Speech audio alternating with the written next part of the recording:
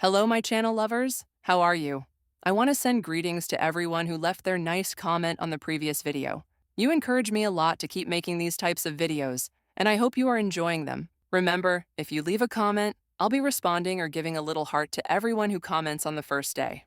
A special shout out to Wizard Plays 809 for leaving the first comment. Thank you for being the fastest. Imagine a world where decisions control your life like in video games. That's what our protagonist, Tae-jun, thought only happened in games, but now he was in a pretty complicated situation with a girl. Just like in video games, he had two options to respond. Tae knew that the choices from a game were becoming reality, and this would make his life start to change.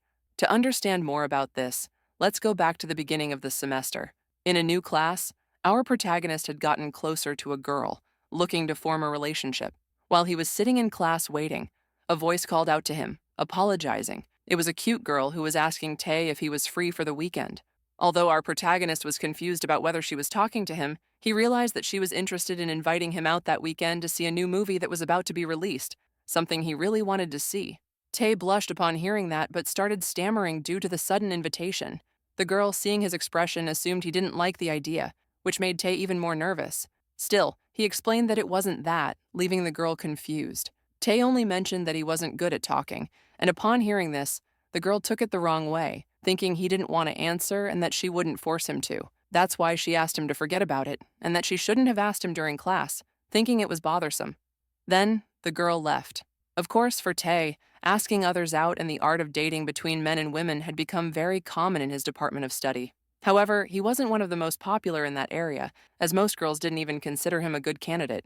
Since entering university, he had tried to change his way of being to interact with more girls, but he hadn't been able to talk to them the way he wanted. He even started practicing with games that his friends jokingly recommended to him. And well, if you want to know what kind of games I'm talking about, they are dating games with happy endings inside the game. By the time he realized it, Tae had become too obsessed with those games, and they didn't help him improve at all because, in real life, there are no choices like in dating games.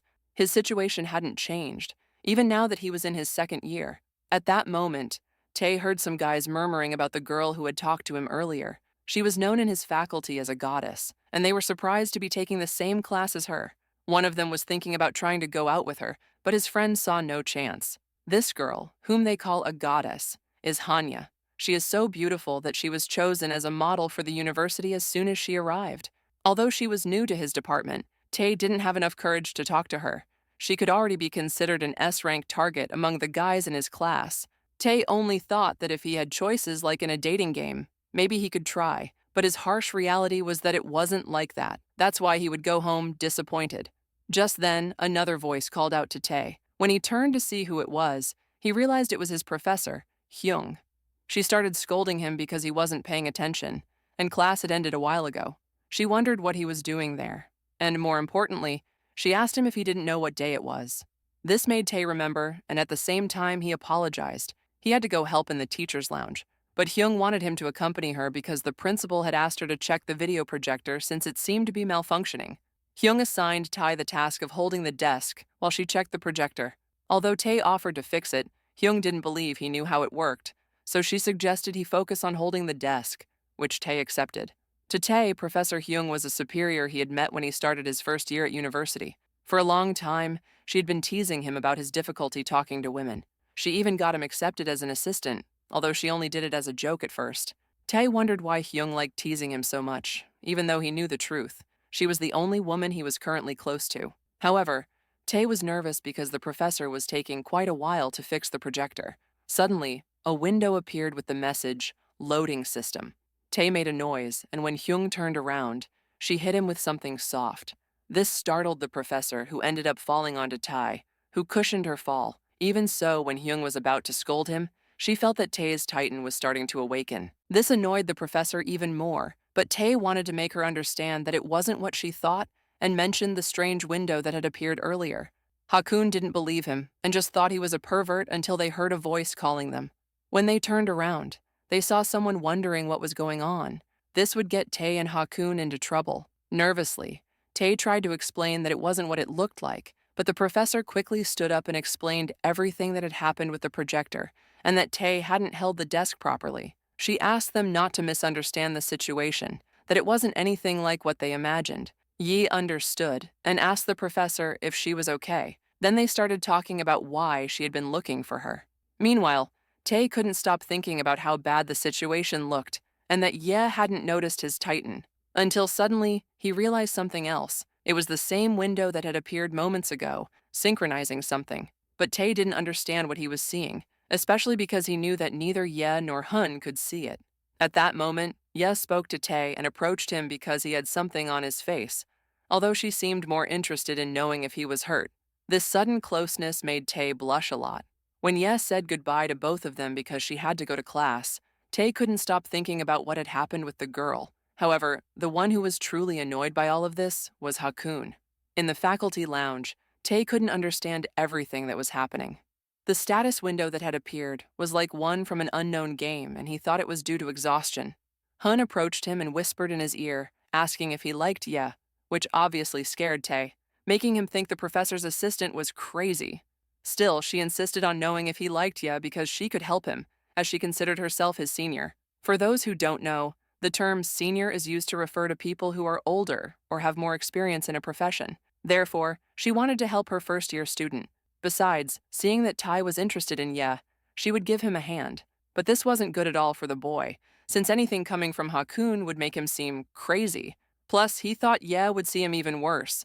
At that moment, the synchronization window appeared again, but this time with the message, completed. Instantly, several windows appeared in front of Tae. He didn't know what he was looking at, or if it was the same thing he had seen earlier. Tae was quite surprised because it looked like a game window. However, seeing the lost expression on his face, Hakun asked if something was wrong. Tae could only see a window above Hakun saying she was the new heroine, and another window in the shape of a heart with 30 points. Still, the girl wanted to know why Tae was so quiet. The protagonist didn't know what to say at that moment, mainly because he couldn't say anything. Then, 2 more windows popped up, one saying the event has started, and another with Event Tutorial Introduction. After that, 3 more options appeared in front of Hakun, and Tai wondered if he had to choose one or what was going on. Despite his professor being worried about him, Tae realized that to speak, he had to pick one, so he chose the most appropriate one for the situation. Upon selecting the option, Tae could only say that he preferred someone older, like his Nuna. For those who don't know, the term Nuna is used by boys to refer to an older sister, though it can also be used between close female friends, or even for a girlfriend. Of course, these words left Hakun confused. The only one who reacted was Tae, who was embarrassed by what he had just said. Then Hun grabbed him by the shirt, but she didn't seem angry at all. More than anything, she wanted to know what Tai meant by what he had said. Tae was confused by Hakun's expression, but he noticed that the number above her head had increased. Tae realized he couldn't say anything unless there were dialogue options available. Seeing that he wasn't responding, Hakun didn't take his words seriously. She assumed he had said that because of all the jokes she had made before, and that it was his way of getting back at her. This surprised her because it was actually a good comeback. Therefore, she decided to drop the idea of introducing him to Ye, despite wanting to help him. Then, more options appeared for Tae, and he wondered if it wasn't over yet. He thought he should finish the tutorial first before being able to talk freely. Although when he was about to choose his best option, he felt that it would only make things worse. Then Tai spoke to his Nuna again while approaching her, asking if she was joking while grabbing one of her pillows. Of course, the most surprised by this was Hakun. While in Tai's thoughts, he was completely shocked as he didn't understand if this meant interest. Boldly, although Hakun asked what he was doing, Tae just kept getting closer and closer to the girl to give her a kiss. But when Hak opened her eyes, Tae was surprised that he could speak again. Tae tried to explain to Hun what had happened, but she punched him in the stomach and angrily told him not to mess with her, or she would kill him if he did it again. She ordered him to go clean the storage room while she sat down, still upset about what had happened. Depressed, Tae went to the storage room while Hakun thought about what had happened and why her heart wouldn't stop beating. Tae still believed he was crazy for hallucinating that he was in a game, but suddenly he thought that his wish had come true and that his world was now a game. Then he got discouraged, realizing that he wasn't in a manhwa like the ones brought to this Christian channel and wanted to cut down on the games he had in mind. Suddenly, he saw that Hun was there and informed him that he wasn't done yet. Although she didn't say anything, this made Tae nervous. Hakun reminded him if he wasn't joking, which obviously made Tae even more nervous. He said it was true and tried to explain what he meant. Hakun closed the storage room door and told Tae to prove it. Tae was stunned by what the girl had said, but noticed that Hakun's number was changing again. Then two new windows appeared. The first said that the heroine's attraction was high enough for a mass, and the second that he was entering the mass scene. Tae didn't know what it meant to contain a mass, but despite not understanding what was happening, Hakun approached him and kissed him.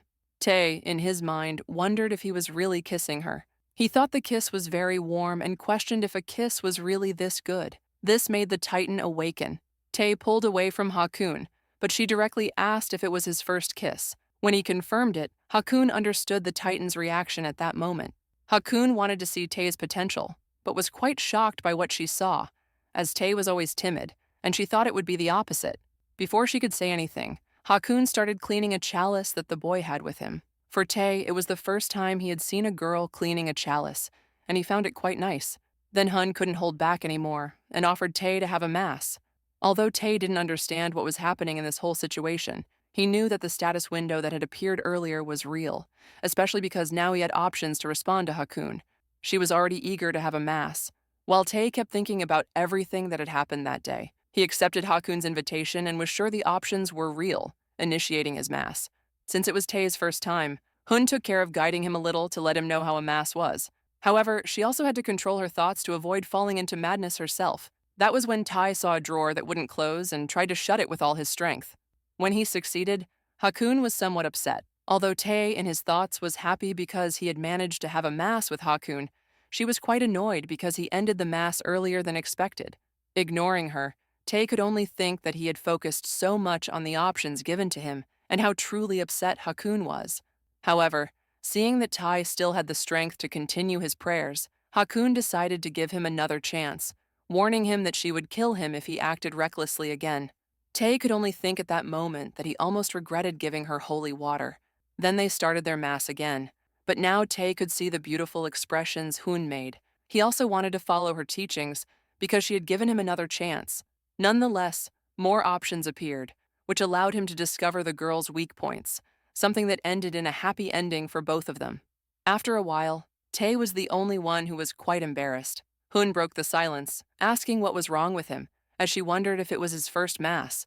She had always seen him as someone shy and quiet, but now she had a different perspective of him, which Tae took as a compliment. Hun wanted to stay and tidy up the storage room for a while Tae could leave.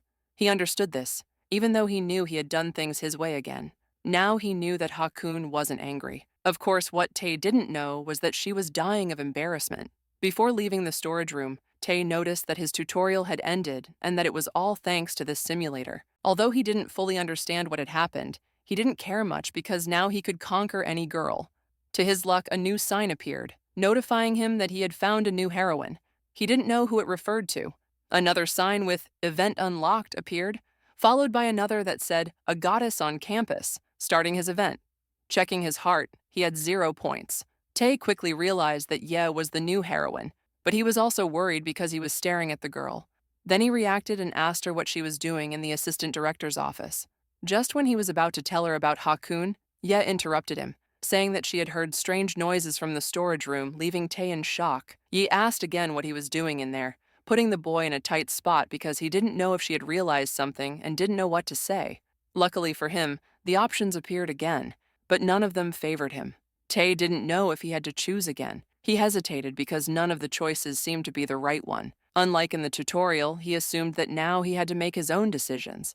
Although he wanted to choose the first option, he was worried about seeming strange, but he didn't like the second option either and was at a crossroads, unsure of which path to take. At that moment, Hakun arrived, pushing him slightly, which made him decide on the second option. Hong was surprised that he was still there, but Tai could only think that he was in trouble, and then told Ye that he didn't care about her business, leaving her quite impressed. Hakun was also confused by the whole situation. Then Ye began explaining to Hakun about the noises she had heard from the storage room and how both she and Tai had been there together.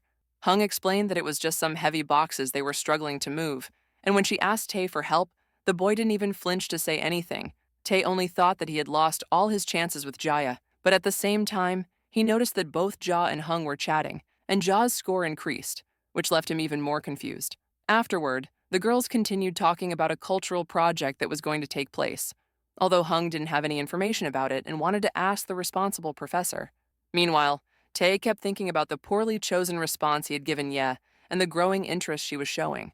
It was then revealed that the project was for Ye to have a date with a classmate, as she didn't have anyone in mind for it. This caught Tae's attention for obvious reasons. Ye hurried to see the literature professor, who was about to finish her class.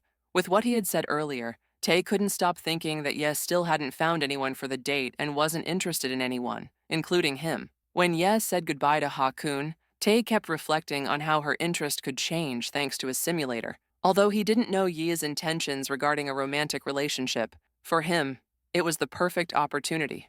So he decided to take the best option the moment offered him. While Ye was heading to the professor's room, Tae heard her name being called. He also planned to visit the professor and wanted to accompany her. At that moment, a new event began for Tae, an exciting walk with the goddess of the campus. However, the event started with an awkward silence. Tae wondered why no options from his simulator were appearing and felt that, despite walking behind the girl, he didn't know what to say. It was then that Ye started the conversation. When Ye noticed that Tai hadn't appeared in the first-year orientations, she wanted to know why. Tae explained that he was in the second year, which Yi understood, and she apologized for mistaking him for a first-year student. Although Tae knew it was his mistake for not clarifying it earlier, when Ye asked what he was looking for from the professor, Tae couldn't tell her his true intentions of getting closer to her. So he lied, saying he was in a situation similar to Ye's. Then Ye asked if he didn't like the idea of the dating project, which Tae knew he couldn't participate in with anyone.